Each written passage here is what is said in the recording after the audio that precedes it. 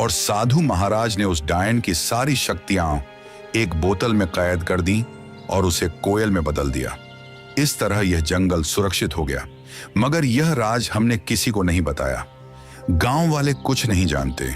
ये बात सिर्फ मुझे और साधु महाराज को मालूम थी, इसलिए हमने तुम्हें भी कभी नहीं बताया। लेकिन अगर तुमने ये बोतल तोड़ दी तो ये फिर से अपने असली रूप में आ जाएगी। ये सिर्फ उसकी एक चाल है। ये लोग झूठ बोल रहे हैं। सच्चाई वही है जो मैं कह रही हूँ। अगर मेरे मन में कोई चाल होती तो मैं तुम्हारी मदद क्यों करती? क्या गांव वालों ने कभी तुम्हारी मदद की? नहीं। तुम्हें धन, सामान, हीरे मोती सब मैंने दिए। अब मैं तुम्हें तुम्हारे पिताजी से भी मिलवा रही हूँ।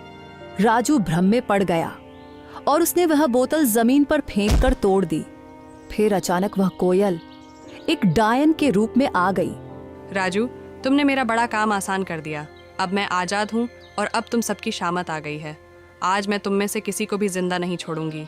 राजू, तुमने बहुत बड़ी गलती कर दी है। अब यह डायन हमें किसी भी हाल में जिंदा नहीं छोड़ेगी। मुझे माफ कर दीजिए सरपंच साहब, मैं उसके बहकावे में आ गया था। क्या अब इसका कोई हल नहीं बचा? इसका बस एक ही हल है कि हमें तुरंत उस कुएं के पास जाना होगा। ये कहकर वे तीनों कुएं की ओर भागे और वह डायन भी उनके पीछे आ गई।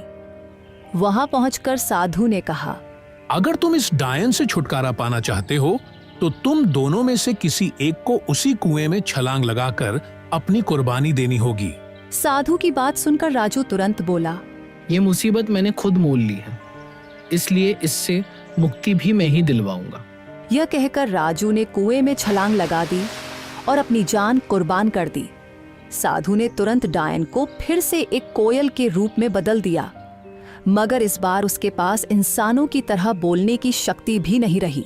सरपंच को राजू के जाने का बहुत दुख था, मगर वह क्या कर सकता था। इसलिए वह घर लौट आया और धीरे धीरे फिर से हंसी खुशी जीवन बिताने लगा।